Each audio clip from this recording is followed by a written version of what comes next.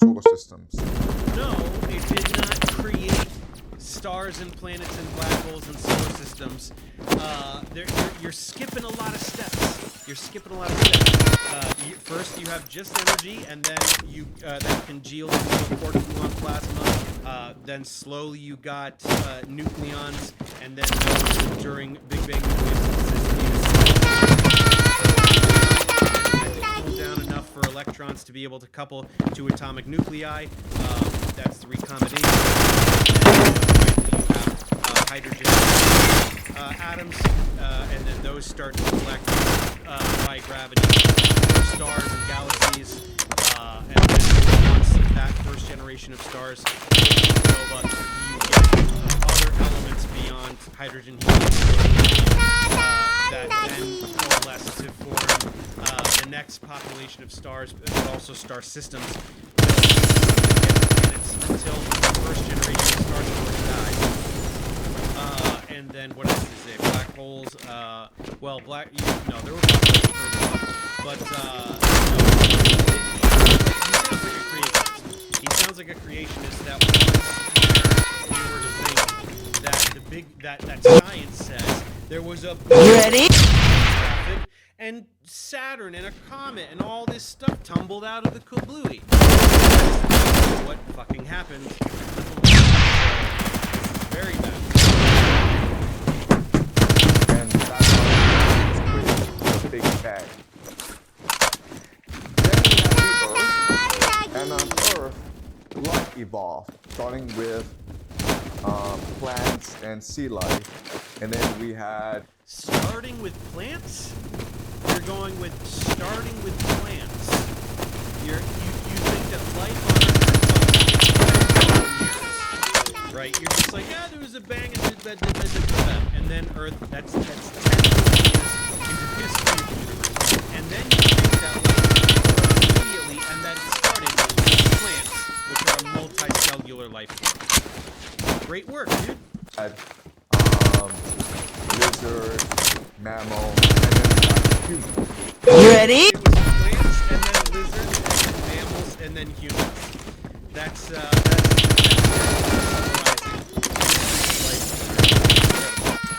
Okay, so evolution.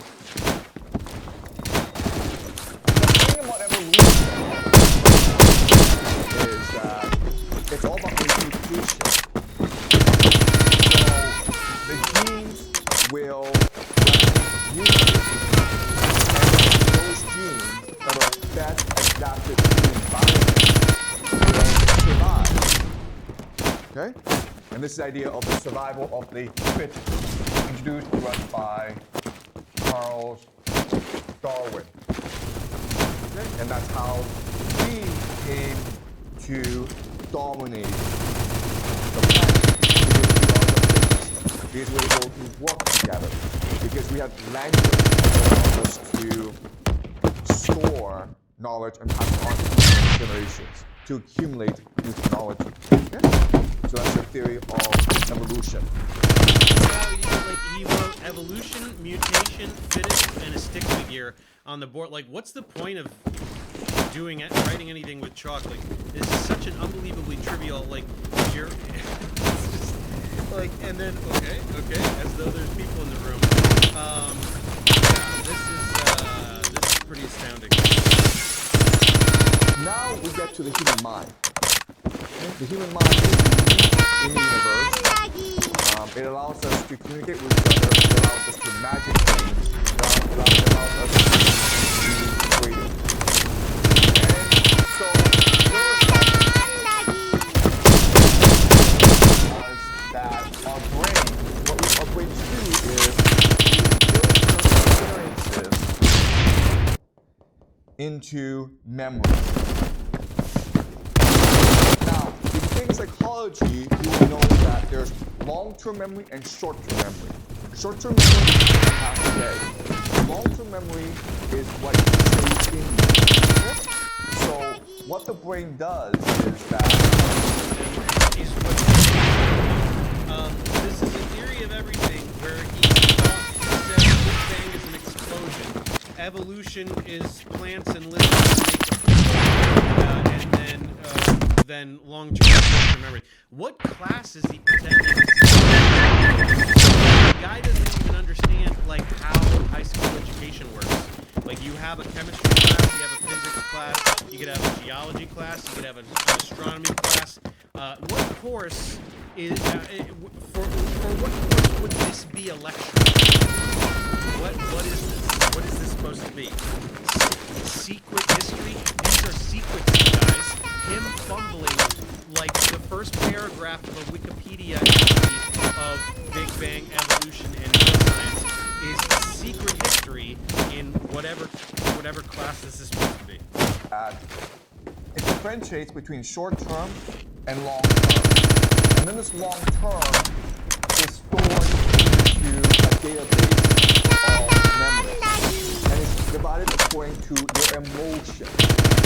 Okay? Happy, sad, angry. Okay, so there's a range of emotions, and all of them are stored according to the different emotions inside your brain. It's as simple as that. Your brain has these little slots. One for angry, one for sad, one for happy, and one for scared. And the memories just go right, like a thing of mailboxes. You just put the memories in there. That's how brains work. Database of your brain. And from this, you ready? Identity. Identity is basically an understanding of who you are, place in the world, and how you should best navigate the world. Okay? So the idea of identity. What you also learn in psychology is it is possible for you to create many different identities. So in the case you're a student at home, you're a child, at work, you're an employee, okay? And all these identities are worldview.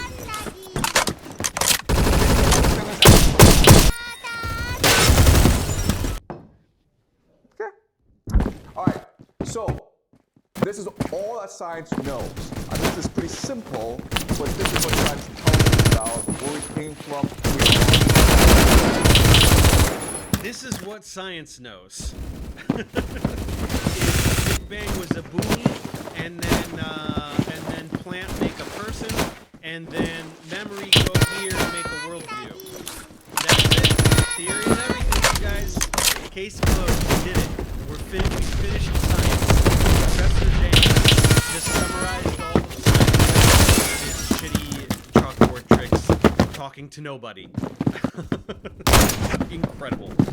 Now, there are three distinct characteristics about the scientific worldview that's very important for us to understand, okay?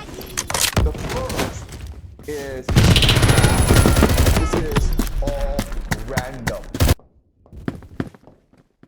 Okay? This is really important because before we understood this as design, okay? Before we believed there was God, now we believe there's no God. All this is just random. That's the first thing I need you guys to know. The second thing to remember is that it's all material. Before we understood the universe as spirit, but now we understand it as mainly material, things that we can see. You ready? It does not exist. The third characteristic is that it is emergent, which is basically quantified. You have like these particles, they become atoms, then the atoms become matter, they become stuff, and then we become